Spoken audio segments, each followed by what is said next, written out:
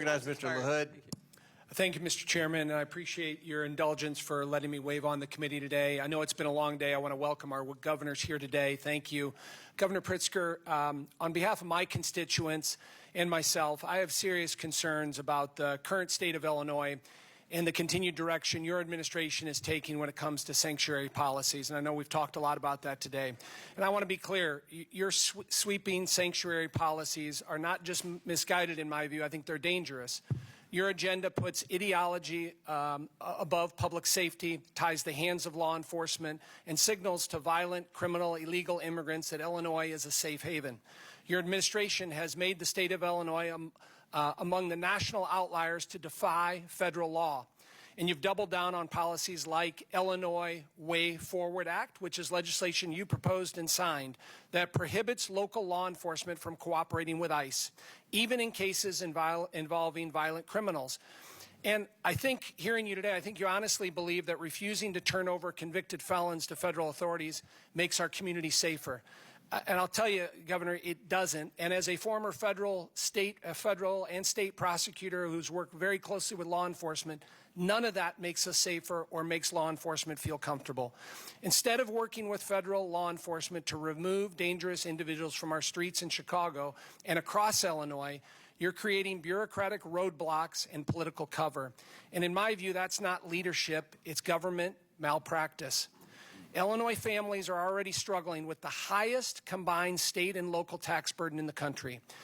And they should not be forced to subsidize over $2.5 billion in Illinois taxpayer money that's been spent on illegal immigrants over the last 4 years under your sanctuary policies in Illinois.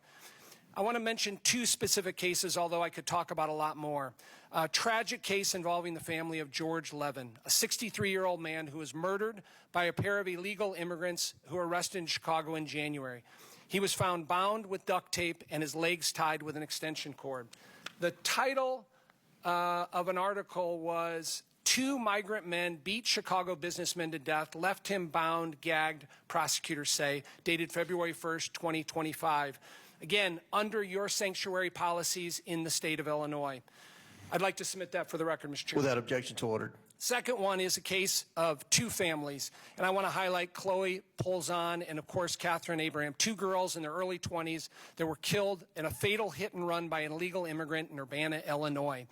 And again, the title from that article, Glenview family seeks justice after migrant suspect kills daughter and friend in Urbana hit and run. I'd like to submit that for the record. Without objection to order. And so, Governor, I guess a question for you.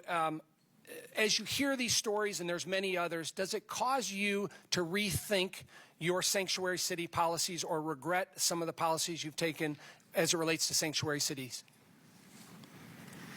Thank you, Congressman. I'm glad to see you here. I know you were unwilling to meet with your constituents about the Medicaid cuts that you voted for. So answer the question. I thought you might not answer the question whether reclaiming my – I'm going to reclaim my time because you did not answer the question, which I thought you would. When I asked, when you hear about victims that suffer violence because of illegal migrants in a sanctuary city state, you said no, it hasn't caused you to rethink. Reclaiming my time. Now, Governor Pritzker, you mentioned reclaiming my time. I have the time. I have the time. All the federal government. You all have the ability to fix this. Governor Pritzker, earlier, do your job. Do your job, Congressman. Yeah, I would deflect too instead of answer those questions. Now, you said earlier, in a response to a question from Chairman Comer, that you have been critical and had been critical of President Biden and his border policies. And you cited a letter, October 2nd, 2023, that you authored. So I pulled the letter, and I was looking for this criticism of the Biden border policy. 3 pages, nothing in there. Now, I'm going to submit for the record so everybody can see it. October 2nd, 2023, letter from J.B. Pritzker to President Biden. Not one mention of being critical of the border. Without objection to order. Thank you. Now, public statements on national programs about this. It's not your time. Governor Pritzker, it was mentioned earlier, all these rosy statistics about Illinois, but I want to mention a couple that weren't mentioned. Illinois is the leader in outmigration of people leaving the state of Illinois. We've led, for the last 4 years, 5 years, people want to leave the state of Illinois. We lost a congressional seat, as you're well aware. We have the lowest population in the city of Chicago now than in 100 years. People continue to flee Illinois.